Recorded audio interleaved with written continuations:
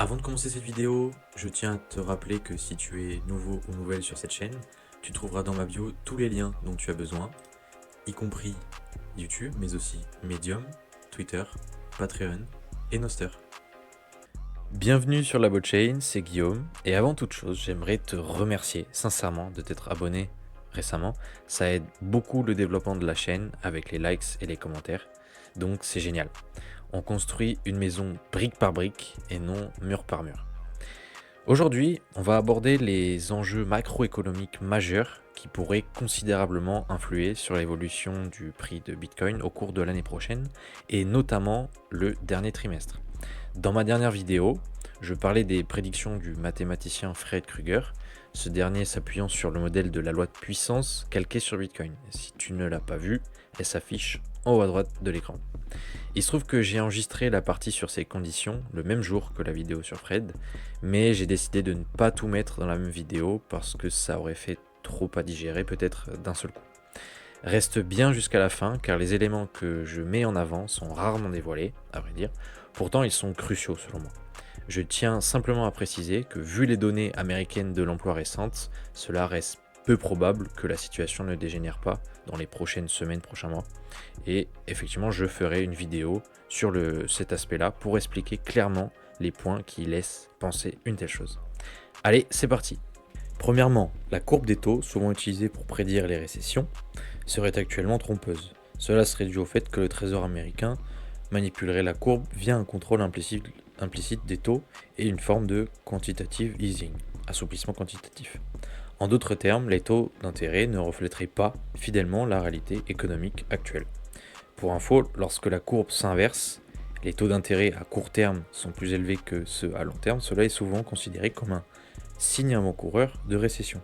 Une courbe inversée montre que les investisseurs s'attendent à une détérioration de l'économie à court terme, ce qui les pousse à investir davantage dans des obligations à long terme pour se protéger. Donc il y a une pression vendeuse sur les obligations à court terme.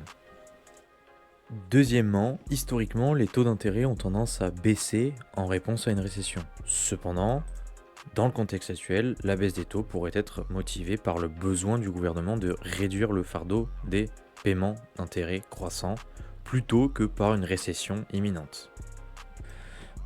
Troisièmement, bien que le marché du travail montre des signes de faiblesse et que certaines faiblesses économiques apparaissent, la situation globale ne serait pas aussi grave. Le PIB resterait robuste, même si une hausse du chômage est constatable. Quatrièmement, un cycle de baisse des taux d'intérêt pourrait en fait stimuler la croissance économique. De plus, nous sommes actuellement dans un cycle hausse de la liquidité, ce qui est positif pour les marchés d'actifs et par extension pour l'économie, bien que cet effet puisse se manifester avec un certain retard, 6 mois et plus.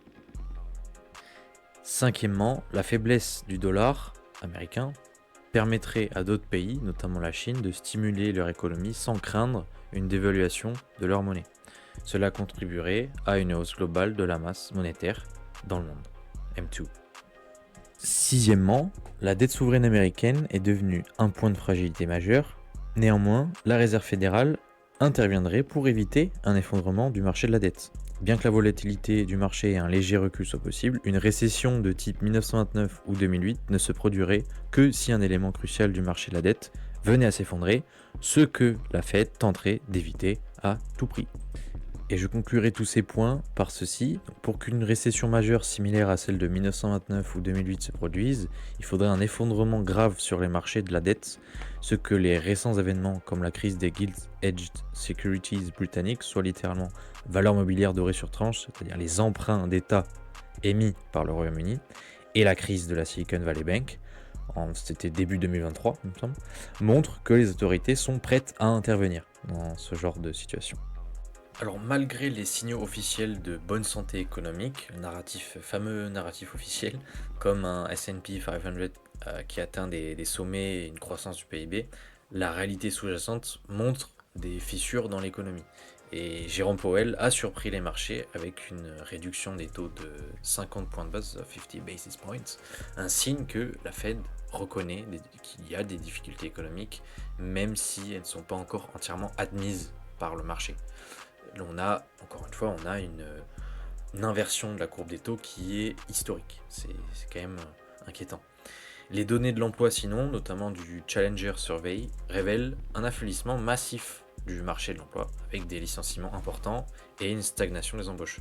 Cela, donc, finalement, contraste avec les chiffres officiels sur l'emploi qui semblent gonfler. Et c'est pourquoi, effectivement, au début de la vidéo, j'ai dit que oui, il y a quelque chose de louche, quoi. La Fed elle-même aussi reconnaît que l'activité économique ralentit.